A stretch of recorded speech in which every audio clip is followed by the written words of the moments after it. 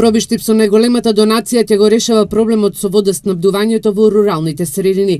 Градоначалникот Драгана Анастасов вели дека веќе се обезбедени 600.000 евра од Република Словенија за реконструкција на старата пумпна станица во село Ратавица. Обезбедени се средства од 600.000 евра од Република Словенија и во завршни преговори сме да обезбедиме уште 600.000 евра од владата на Република Македонија, кои ќе бидат вкупно 1.200.000 евра. Впрочем, ова ќе биде и најголемата донација во историјата на општина Пробиштип, со кој ќе се зголеми капацитетот на прочистителната станица и реконструкција на старата пумпна станица во село Ратавица, со што општина Пробиштип ќе добие можност за да обезбеди водоснабдување и во руралните средини.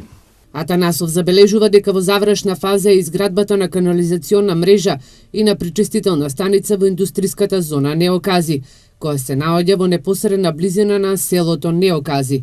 Таму веќе се гради и канализациона мрежа за жителите на оваа село.